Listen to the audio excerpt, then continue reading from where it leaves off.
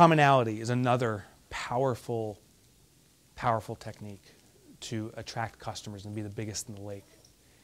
You ever travel internationally, and I went to Russia a long time ago. I was sitting in Russia, and everyone's speaking a different language with different letters. Like you can't read or understand the thing that's going on. It's very intimidating until one person said one thing in English, and I was like, "What?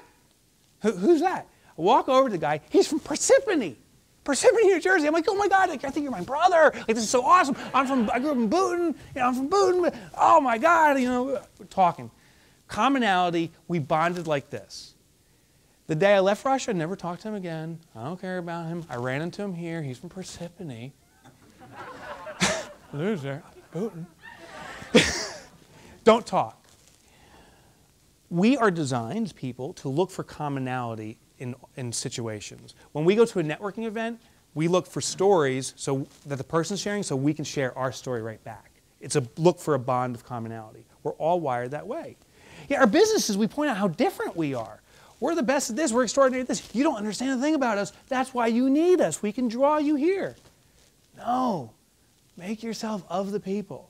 Tell them how you are and have been in the client's shoes, how you've gone through every step. Show them the Phoenix effect, your weaknesses, and then say how you get them and how you understand them. And show them and find as many ways as you can to connect with them. This is so important. One of the most powerful things, I don't have my website up here, but my website draws a tremendous amount of traffic. And I do this thing called multivariate testing, testing a website, how it behaves and how people respond to it. The first thing I had to figure out was for my readership of my book, I had to figure out who my perfect ideal customer was. It's actually female entrepreneurs. And why this is important is as I studied this demographic, that many of the women that were attracted to my books, like toilet paper entrepreneur, why would a woman read that? Was that they were married and their spouse was a verbal supporter saying, "Hey, hon, that's so great. You're starting a business. Go for it. You're going to rock out." But an emotional detractor saying, "You're good. That's our vacation money. You're going to destroy us." So they're saying the right words, but they don't freaking mean it. And there was more things I found about this demographic. But what I learned was there was an inherent mistrust for a male authority. If you're a male author, if you're a female reader, you're probably going to pander to me. You're probably going to say stuff just to make me feel good, but you don't mean it.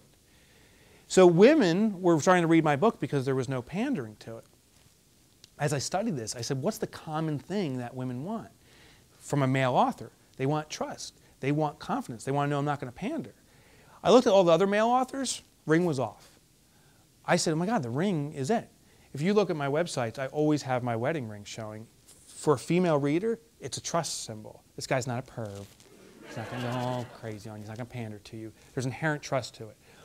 What I call a multivariate test is when you have your site come up many different ways over time to see what people respond to.